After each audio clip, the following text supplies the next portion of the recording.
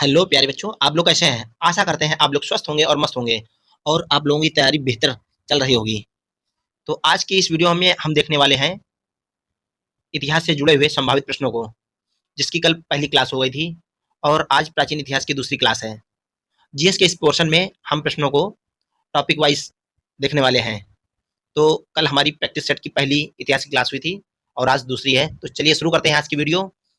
ये है आपका पहला प्रश्न। मौर्य अर्थव्यवस्था मुख्य रूप से पर निर्भर थी। आपके ऑप्शन है ऑप्शन ए कृषि अर्थव्यवस्था, ऑप्शन बी व्यापार आधारित अर्थव्यवस्था, ऑप्शन सी उद्योग आधारित अर्थव्यवस्था, ऑप्शन डी युद्ध आधारित अर्थव्यवस्था। चलिए जल्दी से आप लोग बताइए आपका कौन सा ऑप्शन सही होगा। आपका ऑप्शन ए सही होगा, कृषि आधारित अर्थव्यवस्था। चलिए इससे जुड़े हुए कुछ फैक्ट जान लेते हैं। इस काल में न केवल कृषि उत्पादन में वृद्धि हुई थी, बल्कि उद्योग, पशुपालन, कृषि कृषि व्यवसाय, खनिज उत्खनन, व्यापार में भी अति प्रगति हुई। आर्थिक अर्थव्यवस्था का आधार कृषि था। धीरे धीरे व्यापार का महत्व बढ़ने लगा। अर्थव्यवस्था में नई भूमि पर कृषि को प्रोत्साहन देने की बात की गई। चलिए देखते हैं अगला क्वेश्चन। अशोक के प्रधान शिलालेखों में सबसे बड़ा शिलालेख है। ऑप्शन ए 11वां, ऑप्शन बी 12वां, ऑप्शन सी 13वां, ऑप्शन डी 14वां। चलिए जल्दी से बताइए आपका ऑप्शन कौन सा सही होगा। आपका सही जवाब होगा ऑप्शन सी, 13वां शिलालेख सबसे बड़ा शिलालेख था। चलिए इससे रिलेटेड कुछ फैक्ट्स जान लेते हैं। अशोक 273 ईसा पूर्व से 232 ईसा पूर्व के प्रधान शिलालेखों में 13वां शिलालेख सबसे बड़ा था, जिसमें अशोक के शासन के 8वें वर्ष होने वाले कलिंग युद्ध का वर्णन था। चलिए देखते हैं अगला क्वेश्चन। अशोक के आक्रमण के दौरान कलिंग पूर्वी प्रांत की राजधानी कौन सी थी। आपके ऑप्शन होंगे option A Takshashila, option B Pataliputra, option C Ujjain, option D Tosali. जल्दी से बताइए आपका ऑप्शन कौन सा सही होगा। आपका सही ऑप्शन होगा ऑप्शन डी तोसाली। चलिए इससे जुड़े हुए कुछ फैक्ट्स जान लेते हैं। अशोक के आक्रमण के दौरान कलिंग पूर्वी प्रांत की राजधानी तोसाली थी। अशोक ने अपने राज्याभिषेक के 8 वर्ष बाद अर्थात 9वें वर्ष 261 ईसा पूर्व में कलिंग की विजय की। इसका उल्लेख 13वें शिलालेख में मिलता है। इसका उल्लेख जो है 13वें शिलालेख में, 13वें शिलालेख 13वें शिलालेख में मिलता है। इसी युद्ध के बाद अशोक ने धम्म विजय की। इस युद्ध के बाद अशोक ने धम्म विजय की नीति अपनाई।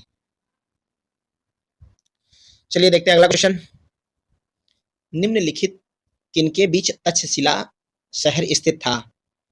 आपके ऑप्शन है सिंधु और झेलम, ऑप्शन बी झेलम और चिनाब, ऑप्शन सी चिनाब और रावी, ऑप्शन डी रावी और व्यास।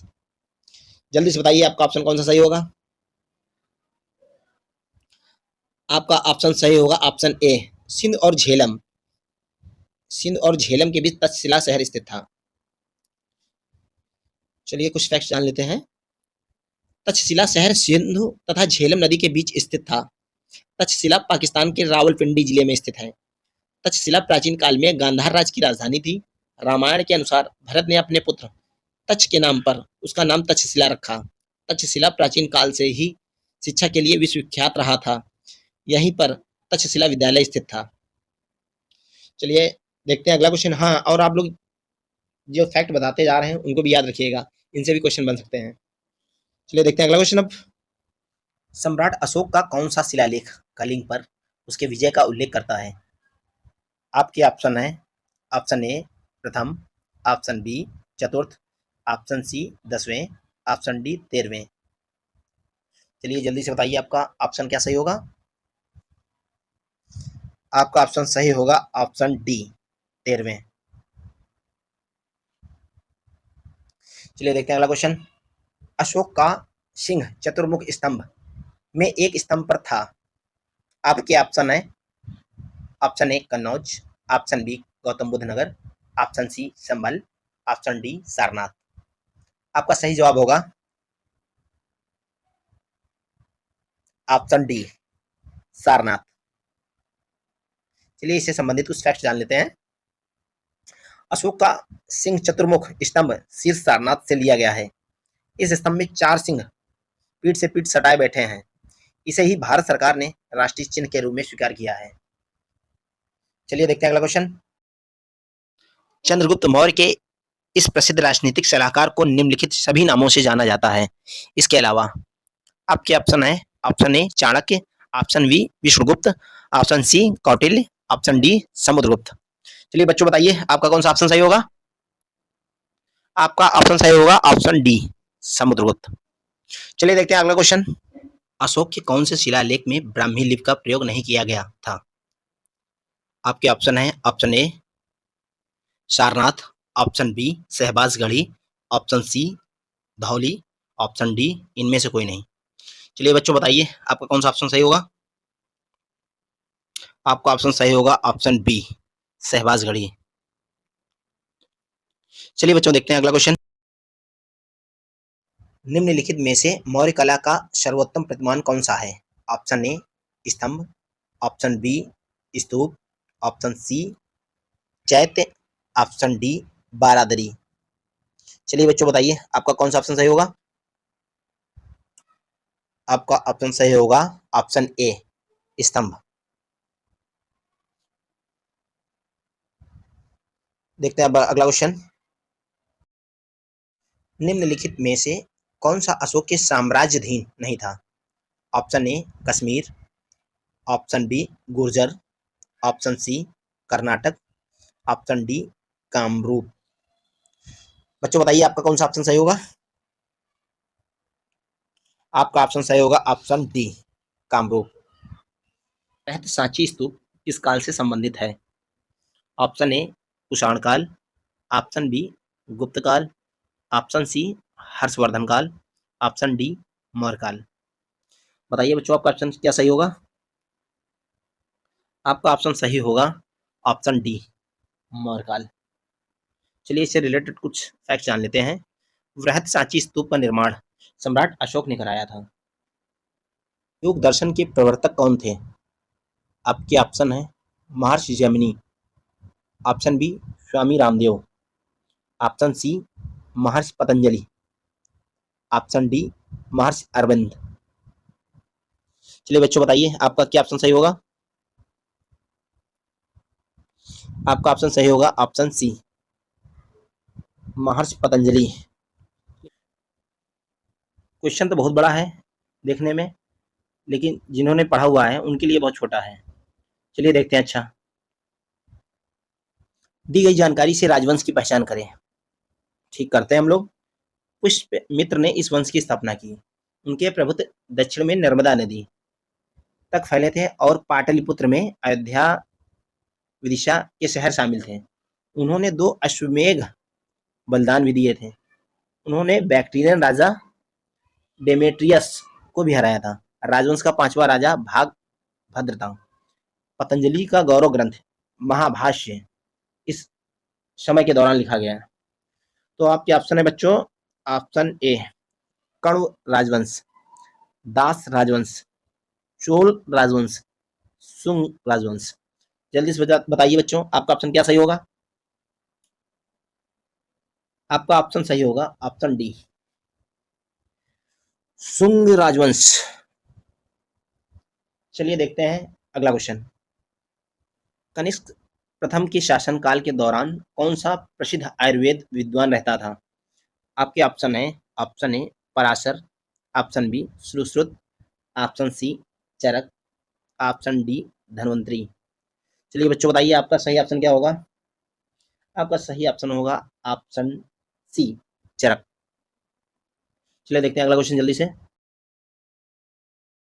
कुषाण मूलतः कहाँ के निवासी थे। आपके ऑप्शन है, ऑप्शन ए मध्य एशिया, ऑप्शन बी चीनी Turkestan, option C Tibet, option D Iran. आपका सही जवाब होगा ऑप्शन बी चीनी तुर्किस्तान। चलिए देखते हैं अगला क्वेश्चन। हर्षवर्धन के शासनकाल के दौरान निम्नलिखित में से कौन सी नई राजधानी थी जो थानेश्वर स्थानांतरित हुई थी। आपके ऑप्शन है, option A Kurukshetra, option B Magadh, option C Pataliputra, option D Kannauj. जल्दी से बताइए बच्चों, आपका सही ऑप्शन क्या होगा? आपका सही ऑप्शन होगा ऑप्शन डी कन्नौज।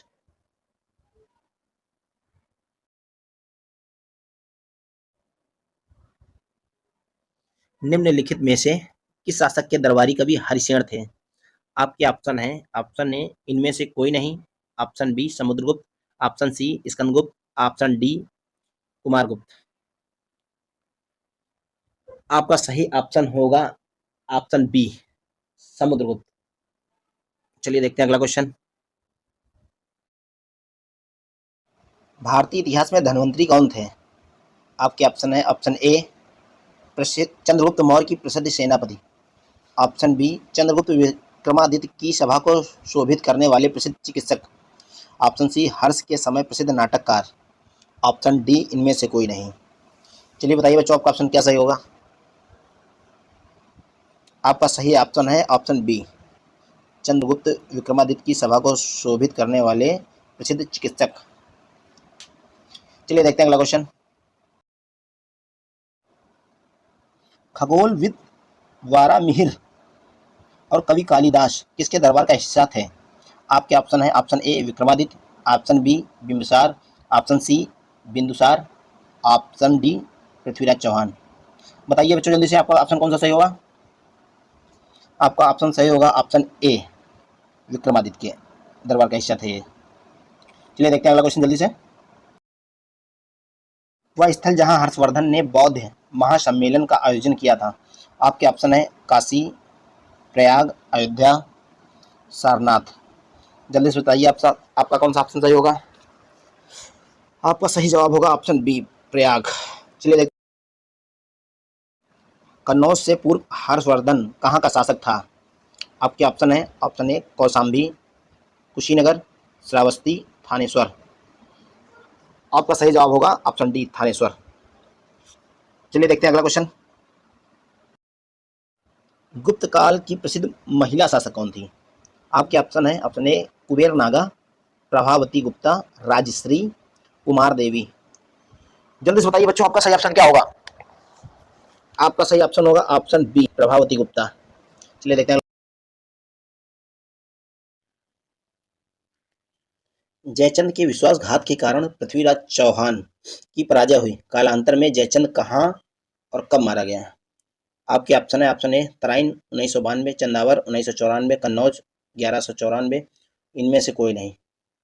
आपका सही ऑप्शन होगा ऑप्शन बी चंदावर 1994 में। निम्न में से कौन से वंश ने भारत के दक्षिण भाग पर शासन नहीं किया था? आपके ऑप्शन है, option A Chera, option B Pandya, option C Rajput, option D Chola.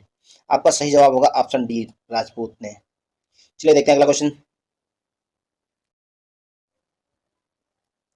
पाल साम्राज्य भारत के किस हिस्से से संबंधित है?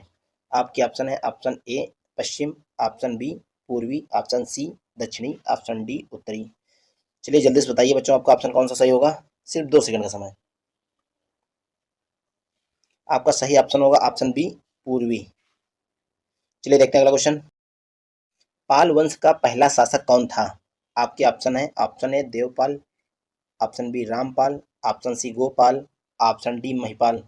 चलिए बच्चों जल्दी से बताइए, आपका ऑप्शन कौन सा सही होगा? आपका सही जवाब होगा ऑप्शन सी गोपाल। चलिए देखते हैं अगला क्वेश्चन। महोदयपुरम के चेर साम्राज्य में बोले जाने वाली संभावित भाषा थी। आपके ऑप्शन है, option A Malayalam, option B Tamil, option C Sanskrit, option D Farsi. आपका सही जवाब होगा ऑप्शन ए मलयालम। चलिए देखते हैं। कौन सा साहित्य संगम साहित्य के रूप में प्रसिद्ध है? आपके ऑप्शन है, ऑप्शन ए तमिल साहित्य, ऑप्शन बी वैदिक साहित्य, ऑप्शन सी उर्दू साहित्य, ऑप्शन डी संस्कृत साहित्य। बताइए बच्चों, पता है आप लोगों को? अगर पता हो तो कमेंट करके बताइए जल्दी से। आपका सही ऑप्शन होगा तमिल साहित्य को संगम साहित्य के रूप में प्रसिद्ध है। चलिए देखते हैं अगला क्वेश्चन। प्रसिद्ध संस्कृत ग्रंथ लीलावती किस विषय पर लिखा गया है? आपके ऑप्शन है, ऑप्शन ए नागरिक शास्त्र, ऑप्शन बी भूगोल, ऑप्शन सी गणित, ऑप्शन डी अर्थशास्त्र। आपका सही जवाब होगा ऑप्शन सी गणित। चलिए देखते हैं भाई अगला क्वेश्चन क्या है। मालविकाग्नि मित्रम पुस्तक किसने लिखी है? आपके ऑप्शन है, option A Bharavi, option B Dandi, option C महाकाव्य भाष, ऑप्शन डी कालिदास। आपका सही जवाब होगा ऑप्शन डी कालिदास। चलिए देखते हैं अगला क्वेश्चन। अभिज्ञान शकुंतलम किताब के लेखक कौन है? आपके ऑप्शन है, option A Tulsidas, option B Surdas, option C Kalidas, option D Raidas. आपका सही ऑप्शन होगा ऑप्शन सी कालिदास। चलिए देखते हैं अगला क्वेश्चन। कादम्बरी के लेखक कौन है? आपके ऑप्शन है, option A Kalidas, option B Kautilya, option C Harsha, option D Bana. आपका सही ऑप्शन होगा ऑप्शन डी बाण। चलिए देखते, विशाख दत्त द्वारा लिखित मुद्रा राक्षस कौन सी भाषा में लिखा गया है? आपके ऑप्शन है, ए तमिल, बी पाली, सी संस्कृत, डी हिंदी। आपका सही जवाब होगा ऑप्शन सी संस्कृत। मेगास्थनीज जिसने भारत के बारे में प्रसिद्ध ग्रंथ इंडिका लिखी वह मूल रूप से किस देश का था? आपके ऑप्शन है, ऑप्शन ए पुर्तगाल, option B Greece, option C मिस्र, ऑप्शन डी तुर्की। आपका सही जवाब होगा ऑप्शन बी ग्रीस। चलिए, प्रसिद्ध प्रसिद्ध विरूपाक्ष मंदिर कहाँ स्थित है? आपके ऑप्शन है, option A Halebid, option B Papanasam, option C Badami, option D Hampi. आपका सही ऑप्शन होगा ऑप्शन डी हम्पी।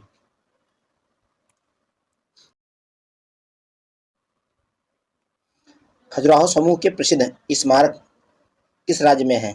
आपके ऑप्शन है, option A Uttar Pradesh, option B Madhya Pradesh, option C Rajasthan, option D Maharashtra.